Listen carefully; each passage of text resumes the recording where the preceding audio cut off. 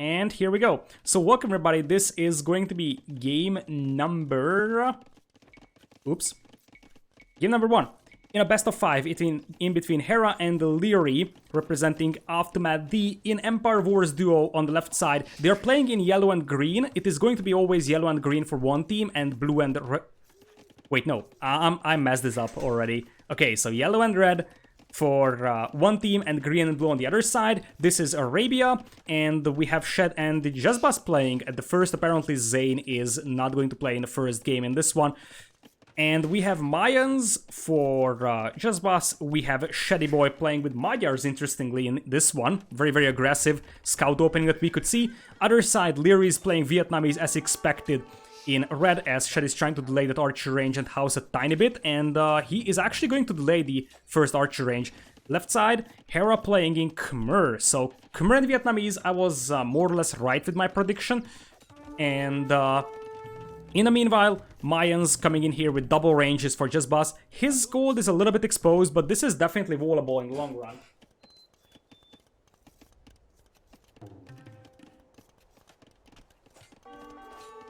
Give me a second to update it. And boom. Now we're done. So you should be able to get the appropriate details with the command. Anyways, we are going to have a scouts opening from Shed as expected. You are always going to have an archer civ and a scout civilization to play around with.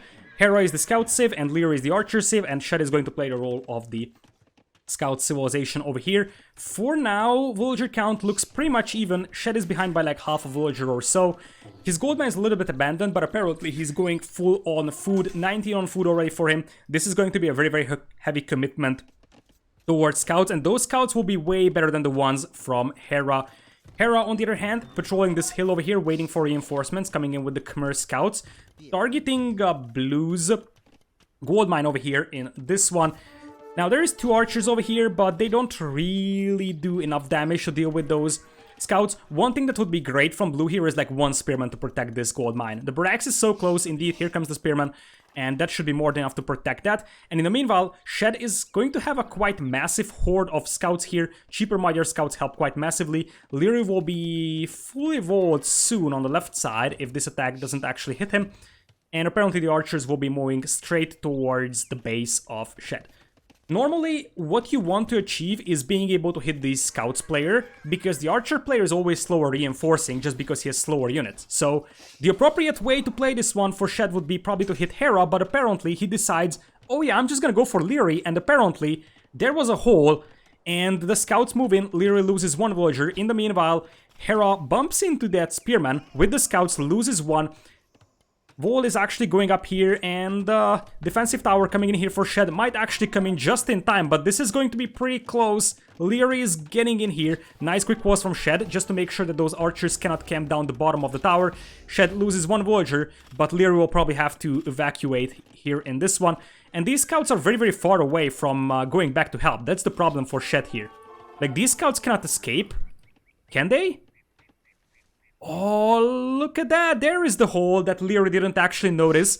So the scouts can actually go back, and that's a lot of scouts. They could actually clean that army up. In the meanwhile, JazBas is kind of just defending in this one, but he's getting close to clicking up to Castle Age over here. And in the meanwhile, Hera scouts are just kind of getting killed over here.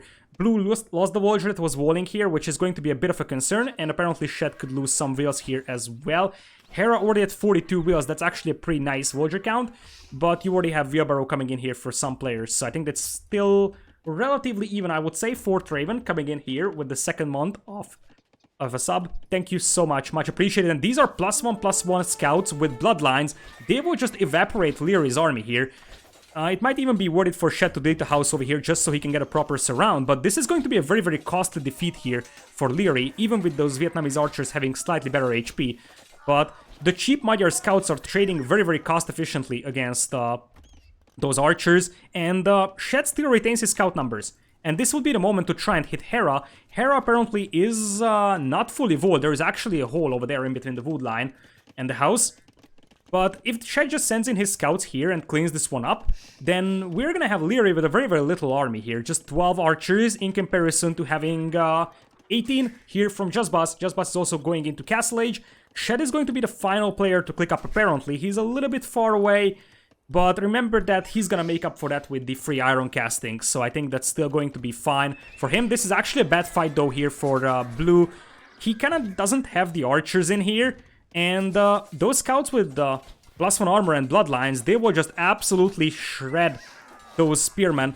I don't think this is actually good for blue. He needs to pull the archers back, but for whatever reason they're going in. This is so risky. You need a lot more spearmen to deal with this one. And you kind of need to group those spearmen up as well. But it appears that we might actually see Shed and JazBas focusing their attention towards Liereyy here. With probably double stable knights as Shed also clicks up, and quite a lot of crossbows. Meanwhile, this could actually be a nice find over here for blue. He's damaging Lierey's scout here quite a bit. If he can pick that scout off, that would be kind of important. Because then Liereyy would not actually have a lot of scouting info. Indeed, there was a hole there. Shed is going to get trapped within though. And remember, Khmer can just jump into houses for safety. There's some nice quick walls from Shed. And that's actually Hera quick walling. I just messed up the name. And so far those scouts aren't really able to achieve anything. There might be a hole in here. I'm not so sure. But if there's a hole in here, those scouts could move out. Honestly, the best thing that Shed can do right now is wait for Castle if he can, because then he would get iron casting, which is an additional advantage for him. These scouts are completely even, so it's going to be an even trade, as we have Liereyy coming in here, crossbows on the way for both players. Let's see what we can have.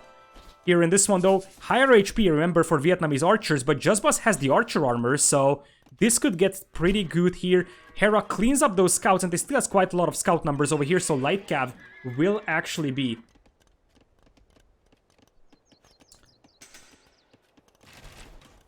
utilized here, I'm pretty sure. And Hera, instead of going for a light cav upgrade, we are gonna have a pretty early battle of Antarinos coming in here. And the problem here for JazBas is that he's facing off against Liereyy, and Liereyy is an insanely good player with micro. Look at that, he's just drawing away the fire from those crossbows, as JazBas is trying to close the distance to just minimize the damage. But I feel like this is the situation where you just need the fast ballistics. Indeed, there's the university, ballistics is just coming in. He kind of needs to fall back and wait for reinforcements. Shed is gonna have +2/+2 knights over here on the defensive tower, so they can just fall back to the tower, and that's what they are supposed to be doing, but they're not really doing that. And Hera is going to use those scouts to maximum perfection. And we'll pick off quite a lot of crossbows with this one. Knights might eventually win this fight, but I mean, all the crossbows are dead right now from JazBas. He is still not walled from the north. And there is already battle elephants coming in here. Shed trying to muster the knights here. It's still going to be +2/+2, so it's not something to underestimate. But yeah, there is no ballistics if you face Liereyy, but without the real ballistics upgrade, you have zero chance against Liereyy, I would say. Now, the towers could focus on the crossbows, and that could actually be nice. We have an emergency monastery coming in here from Shed, and if you can mass like 6-7 knights, you could actually get a nice surround on this one and finish off those crossbows. Meanwhile, Shed is losing quite a lot of villagers, dropping down to 36. JazBas has a good eco behind this one. 3 TCs actually, and going in for more crossbows. He could actually go and hit Hera, to be honest. Hera has a very small base, and you kind of need to stop this stream of elephants, because right now Hera is just flooding you with elephants. Shed is gonna lose one of the stables here, picks off a few reinforcements, but it's not really a big deal right now. And Shed apparently is forced off his only gold spot. This is a now or never situation. They're just waiting for the crossbows to come in here. It's +1 armor and bodkin for both sides. And while the crossbows are already breaking into Shed's base, Shed kind of feels dead right now, and losing your cavalry player isn't really great. And look at Liereyy, by the way. 3 TC boom and double range crossbows in this one. That's a ridiculously good macro behind this one. Like, JazBas is trying to do the same thing, but Liereyy is just a way better player, of course. And here we go, we have the big fight. The knights should be focusing down the crossbows of Liereyy, I believe, but we might see a GG here very soon, unless these crossbows could get a nice fight. The problem is that Shed is unable to reinforce his knight numbers over here, whereas Hera is just slowly streaming in more elephants. Look at that. The crossbows are dead, so technically Shed could get a few conversions on those elephants, and apparently he's gonna be able to access gold again. But how is he going to fight this one? I have no clue. They need to make sure those crossbows cannot really kill the monks, because that's, like, Shed's only chance to survive here. JazBas is in an okay spot, but I think what he could actually attempt is hit Hera. If he hits Hera with 10 crossbows here on the gold mine, suddenly that stream of elephants could actually just disappear. Moncarino coming in here trying to get a conversion will fail to do so, and the Khmer elephants show their power. Even without Imp, Shed is going to resign despite the fact that he's able to break into Lierey's base here, and that is game number 1. Nicely played, I would say, from AM, and you can see that these are going to be super fast-paced games. We are 70 minutes into the game and Hera is already at 60 eco and 20-ish elephants. Very, very aggressive plays, I would say. I think the main concern was that JazBas actually had to take a very, very bad fight against Liereyy over here. I feel like if that army goes towards Hera's base instead, that could have been a little bit better. Because you want to hit the scouts player or the cavalry player in general, because the archer player is slower to help. So if JazBas goes towards Hera's base with like 5 spears and 20 crossbows, that could have been a little bit dangerous for Hera, because Hera's wood lines are exposed, the gold mine is a little bit exposed, and if he doesn't have a lot of elephants to fight that, then he could actually be pushed off from gold. But that is game number 1, pretty confidently in the favor of AM here. Which mod is the one that shows the exclamation mark for idle wheels? It is called Advanced Idle Pointer, I think, or something like that. It's a pretty useful mod when you're playing, by the way.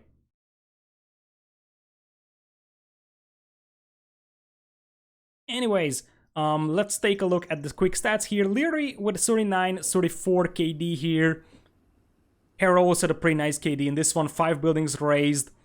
And yeah, Hera, look at that food eco. Just look at that. That's the Khmer power for you. 7,000, almost 8,000 food here for Hera in this one. That was pretty confident, I would say, from AM. I have to say that this is exactly what I expected from them. We are going to be going back to the game very, very soon, as this is going to be the first home map of Shed's team. They can either decide to play on Kawasan or Cape of Storms. So, yep. Anyways, I'm still curious at what the Aussies can do, and honestly, this is still a great learning experience for them. So, being able to play against higher level players is always nice. Hera actually told a story on his stream some time ago, like 2 weeks or so, that when he was a kind of up-and-coming player, oftentimes experts just said, oh yeah, you're too low to play against me. And he was very, very happy when experts said, oh yeah, sure, you can challenge me here in this one. Even if he lost, he said that it was a great learning experience for them. So, let's see. We are going to have game number 2 here. We are going to Cape of Storms, ladies and gentlemen.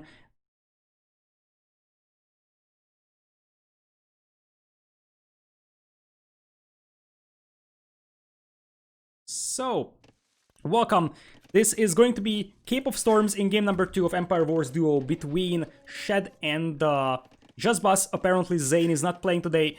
Versus Liereyy and Hera. This is the round of 16s. And Cape of Storms, we do have a 2v2 map where you have a pocket player close to the edge of the map and the flank player.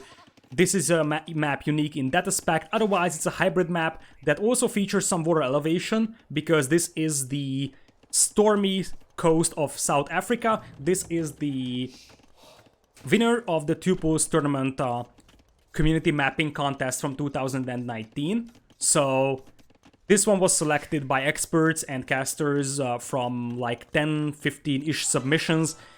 You are going to have a scout fight here early on, and JazBas is here to help, so Liereyy could actually lose that scout. If he isn't paying attention, Hera is coming in. We didn't have time to talk about the civilizations, but here it is. Liereyy is actually playing with Tatar's flank. As I said, because of the water elevation, Tatars could be a pretty good civ to contest water with, and Hera is playing Berber pocket in this one. We could just see a fast castle from him in that position, because this is one of those maps where you can definitely go for an FC as a pocket player. Meanwhile, you have an archer plus spear opening from Liereyy here. Liereyy with the free tumbling, he's going to be insanely good. In this one, this archer might actually get picked off by the scout. Nice micro so far from AM. Other side, Shed is playing pocket with Persians, but he's going for scouts. So this means that his castle age is going to be delayed in comparison to...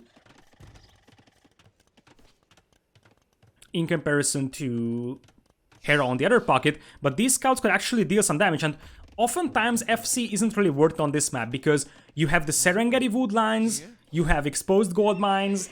Scouts could do a lot of damage here on this one. This is also a very, very interesting map to take a look at in a random map, but I feel like this is also pretty fun on Empire Wars. It could be even more fun on Empire Wars. You still spawn with the elephants, and there is quite a lot of huntables here as well, so Mongols are pretty solid on this map. Let's see where Shed's scouts are. He's grouping his numbers, and he's gonna push forward. Now, the only player to contest war is going to be Liereyy, as he ventures out into the storm to get some fish for himself, which is going to compensate a tiny bit for Shed's Persians that have a faster working TC. By the way, Shed sent out a Voyager here to make the dog, but for whatever reason this Voyager is not doing it, and he's just walking back with the fish. I think that's just a wrong shift click from him. Yeah, that is actually hills in the water. In early times, back in the days, yeah, those are basically waves, because this is a storm. This is why this map is called Cape of Storms. It's modeled after the stormy coastline of South Africa, because Young Panda, who is the creator of this map, is South African. So he actually modeled this after South Africa, and there is indeed waves in the sea. That is one of the things that makes this map very, very special. Anyways, as I said, FC is coming in here for Hera, but it's not like he's going to be super safe here, and since these are Serengeti wood lines, he might be exposed for some raids. We haven't seen any Empire Wars maps ever on this, or Empire Wars games on this map, so I'm super curious to see how players can play this one, and apparently Hera's going to lose 2 Voyagers. If you add the fact that Shed also has the Persian TC working for him, that's actually a pretty nice combo. And right now, Hera will need to quick wall that Voyager in, the gold mine is lost. Liereyy just casually fishing over here, which is going to give him a very, very nice eco boost in comparison to JazBas, who is Italians, but not fishing. This is a little bit surprising, Italians not fishing over here. Now, Italians will have way worse archers in early Castle Age compared to Tatars. Tatars will have the free tumbling, which is a massive advantage in the hand of Liereyy. By the way, the map is fixed position, which means that it is always yellow and green being the pocket players in this one, and you do have another Voyager that could be picked off. Oh boy, Hera's eco isn't looking super, super great now. Shed, however, is still very far from clicking up to Castle Age here. And that could still be dangerous, because Hera is just gonna go up to Castle here, get a few camels out, and all of these scouts are pretty much useless. Also, Hera does have fishing over here, so slowly each player transitions into a little bit of a fishing as well. Anyways, relics apparently spawned on the side of the Australians over here, which is a pretty significant advantage in their hand right now. Bloodlines is there for both players in the pocket, and somewhat surprisingly, Hera is going for scouts here, probably because he didn't have the gold mine. He will probably add a few camels once he has the resources to do that. Meanwhile, looking at Shed, he is clicking up to Castle Age over here, and he did some damage to Hera. Hera is 39 eco, Shed is 42, so there's a slight advantage over there, and Hera hasn't reached Castle Age. Oh wait, Shed hasn't reached Castle Age yet, so that's going to equalize in the end. Anyways, this is where Lierey's micro is going to come into play. Free tumbling already for those crossbows. He's gonna have +1 armor, and he opts to go for the town center instead of the fast ballistics, but it's Liereyy, so he doesn't really need ballistics anyways. Meanwhile, JazBas going for crossbow here. He will need that immediate university, basically. Indeed, he's rushing that one up and finishing off the wall on the coastline. Now, we're gonna have a scout fight over here, and Hera's woodlines are still under significant pressure. He's losing some scouts in the fight, not really a lot of villagers though, but that's still a considerable amount of idle time. Now the knights start to come out for Hera, only +1 armor and bloodlines on those. It is important to point out that Shed is playing with Persians, which means that they will have a nice bonus damage against archers, which could be useful against Liereyy here. For now, it is JazBas does have the university, but no ballistics just yet, and both of the Australian players are going for war galley, as apparently Liereyy shows up on the water with the Tatar fire galleys. Utilizing the Tatar heal bonus, he can actually control the waves here, as Liereyy also comes in with the cav archers. Very, very nice play so far from Liereyy. JazBas will actually go and engage. the crossbows here. Liereyy isn't really microing them up until to this point, but there is a limited amount of place to go, so I think that JazBas will be able to clean this one up in the end. On the far left, Shed is also under pressure, and as I said, if Liereyy micros this right, he can actually win the fight because it's Tatar heal bonus, and that's ridiculously strong. Knights coming in here from both sides. Shed has slightly better upgrades, and he also has a bonus damage against the archers in this one, but JazBas is losing quite a lot of villagers, and his wood lines aren't really looking great. Knights running into his eco, and one of the biggest issues for the Australians on this map is that this map is hardly wallable. In fact, it's almost impossible to wall this one completely, so your northern flank is going to be most likely very, very open. Crossbows coming in here to help as Liereyy is sending in more and more of the cav archers. Ecos, however, are way worse now for the Australians. And, well, Lierey's got a great macro behind this one. 3 TCs plus a massive fish boom. Look at that. And same for Hera. Hera is playing this one apparently with 1 TC, but he also has quite a lot of fish boom. And you can play this one with 1 TC pretty nicely and have a nice fish boom. I kind of think that this is the moment where the Australians kind of have to go all in, but it's very, very tough because those cav archers already have Thumb Ring. They are missing bloodlines though, I believe, so that's a bit of a disadvantage. And the fire galleys, or fire ships now, will actually sail in here in the storm, but they will just casually pass for now. They will still be able to more or less even this fight out, as it appears that Liereyy is gonna go straight towards Shed base with the cav archers. Shed's gonna have a few knights to defend, as we have a big clash over here in the middle. Now, this is actually pretty considerable dead ball here for the Australians. Like, this is a strong force. A lot of knights, +1, +2 against Hera's just simple 2 armor knights. And also quite a lot of crossbows that could threaten Lierey's wood income. So, theoretically, if they can inflict quite a lot of damage here on the wood line, this could still be winnable for the Australians, but this is looking quite bad here because Shed has to abandon his teammate here to go back and defend against this raid. Shed is at 53 villagers, which is comparable to Hera, so the pockets are pretty much even, but Liereyy is massively out-macroing JazBas in this one. Meanwhile, Shed, what is this villager doing? I have no idea, but this guy is definitely brave. Can I say that this in-game font is really hard to read? You can, Robo. We'll probably try to fix that for tomorrow, then, if it's really hard to read. Any feedback is greatly appreciated, so we can actually have a very, very good spectator experience.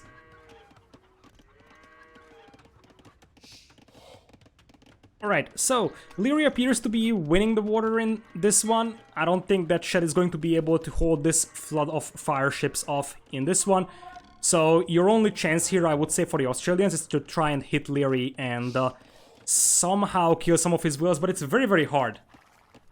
Because the TCs are protecting this base very, very nicely, and there is like a narrow choke point here between the wood lines to go through, and Liereyy can just, you know, cluster up all his crossbows there to take a good fight. He's also taking the huntables. The majority of the gold on this map is on the north, same for the stone. And you have the majority of the wood in the middle here, so the resources aren't evenly distributed across the map. It's more about specific points of map control. We'll have a big fight over here. Hera has +1, +2. Shed, same upgrades in this one. Now, if you can actually get those crossbows in between the trees over there, that would be amazing. Because then the knights cannot really get a good surround, and I have a feeling that this specific fight might actually be won by the Australians, because there's a lot of weak knights here from Hera, but the next wave would finish them off anyways. Which means that we are gonna have 2 games advantage here for AM. I like Shed's opening here, but in the end the knights from Hera was just enough, and Liereyy was able to push both on land and on sea, which was probably the deciding factor. And look at Lierey's macro. Look at this beast. How many fishing ships is that? It's 22 fishing ships in a 17-minute long game. This is crazy for Liereyy. Alright. We're gonna go and take a look at the stats. And Liereyy had 5k food. That's not really massive, but considering that he's an archer sieve, that's pretty decent still. What really shows is that he managed to get 7,000 wood which means that he used the majority of his villagers on wood, and the food income was basically almost exclusively water, so fishing.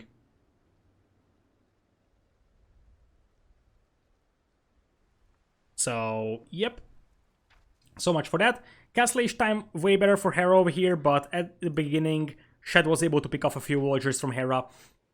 Unfortunately, they couldn't actually translate it into a massive Castle Age advantage, because the water eco was just way better for AM. With that being said and done, we are gonna have game number 3 coming up here very soon. And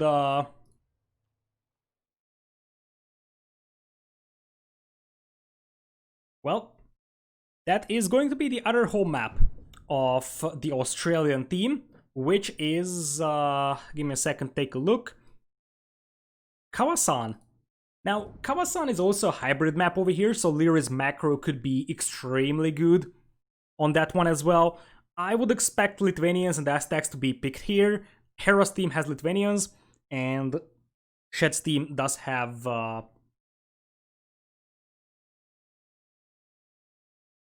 the Aztecs available. We'll just quickly take a look at the civilization draft over here. Give me a second. Here it is. So these were the bands, and we have 2 snipes on each side. We have already seen Vietnamese, we have seen Khmer being used, we have seen Berbers and Tatars. On the other side, for the Australian team, we have seen Persians, Mayans, Magyars, and Italians being used in this one. The relics are accessible on Cape of Storms. They're actually in between the individual trees and not within the forest itself, so they can be accessed all the time. Anyways, so for Kawasan, Aztecs is almost guaranteed, I would say. And the question is, are you going for Lithuanians over here, try to grab the middle and grab some relics for yourself? Or are you going to play with Franks and go for the berries at the beginning? Both of them are viable strats. Japanese could be pretty nice over here, or Malians as your archer civ. Maybe even Incas could be pretty solid, or even Byzantines, to be honest. All of these civs are pretty solid for Kawasan, archer civilization. And the other side, we have probably Aztecs, and I would say Huns in this one. Anyways, they will be launching the game very, very soon in this one. So let's go back to the lobby, search for the game, and here it is. We're going into Kawasan.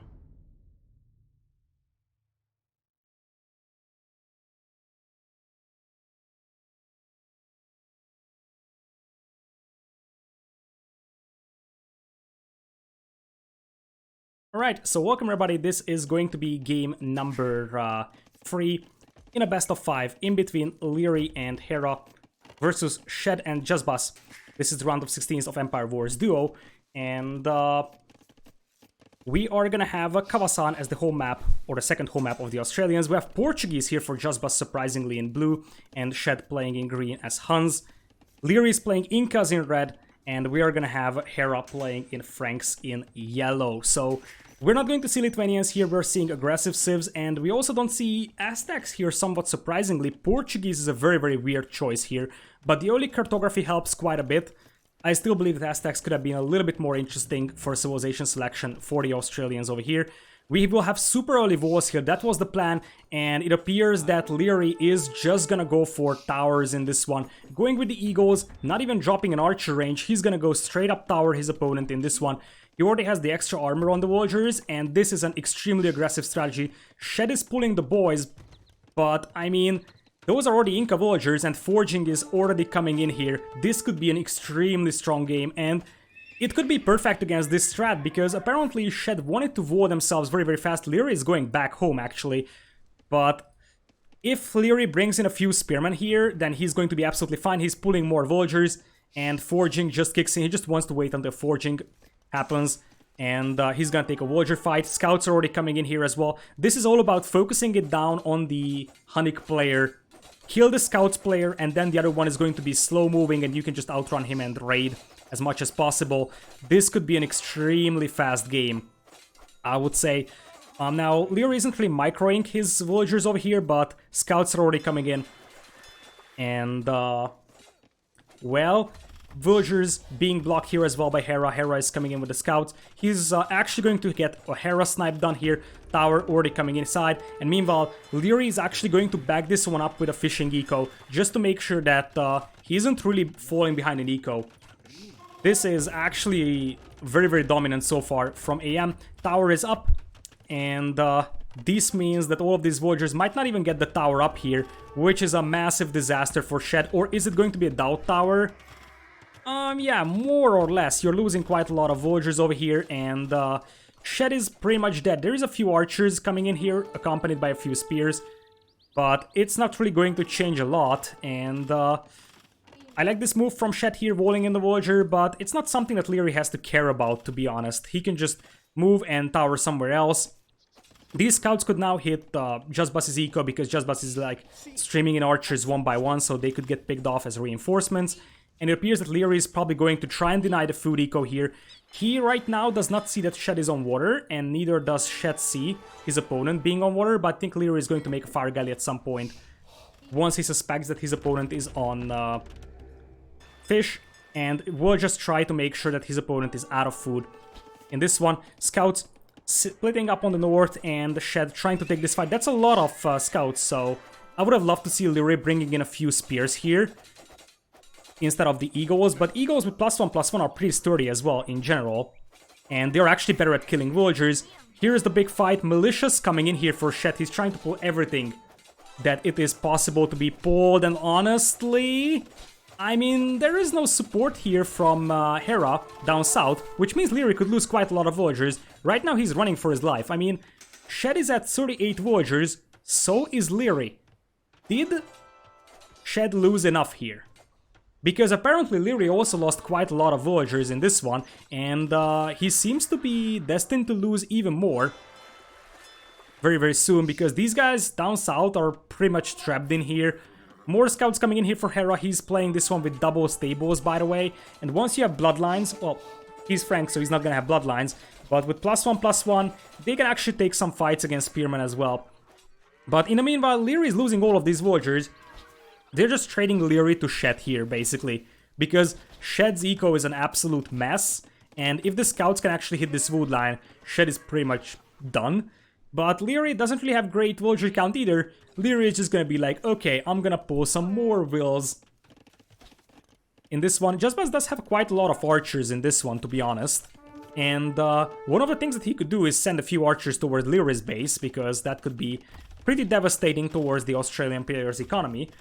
But Liereyy going to drop another tower. Shed apparently is aware of the tower, but not sure if he was able to look at it right now.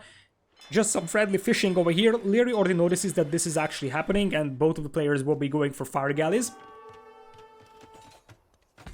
Tower is...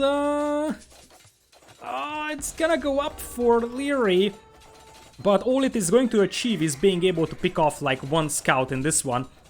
It does not change a lot of things. Nice quick walls over there from Shed. The majority of the villagers are safe, and the rest of them are going to be protected by these archers. But there's a tower up, and now these villagers will have to run for their life. So if they stay here, they're gonna get killed by the tower. If they don't, then they are gonna get killed by the scouts. It's like pick your poison type of a scenario. We will have Liereyy coming up here with the second dock, which means Shed is going to be pushed off the water very, very fast. And we're actually getting close to a 3-0, which is something that wouldn't be completely unexpected, to be honest. Shed is doing a decent job defending against this will rush, but Hera has a disturbingly high scout numbers. He's actually triple stable scouts in this one. He actually didn't move out to the middle to get any berries for himself. And he isn't even mining stone to get a castle up in the middle anytime soon, but he could TC the middle right now. It is going to be JazBas and Hera going towards Castle Age here, so we're gonna have some crossbows, some light cav most likely from Hera at the beginning, and then we're probably going to see knights, probably triple stable knights here from Hera. Hera is not fishing, JazBas is actually adding quite a lot of fish here, but the player with the weakest eco right now, believe it or not, is actually Liereyy. So yeah, Shed is pretty much in a bad spot, but Liereyy is also in a kind of bad spot here in terms of economy. he's just pulling all his villagers forward, basically. And, you know, just killing villagers with wills. Now, here's the moment of truth, I would say. It appears that we are gonna have Hera moving into JazBas' base, and JazBas doesn't really have a lot of army to fight with here. Crossbowman is just coming in. As it appears that Liereyy might actually lose the war on the left side. It's pretty much even up until this point. Liereyy is going to pull all the boys, and he has stone for multiple towers. So this should be pretty dominant here as well. Light Cav is in here for Hera.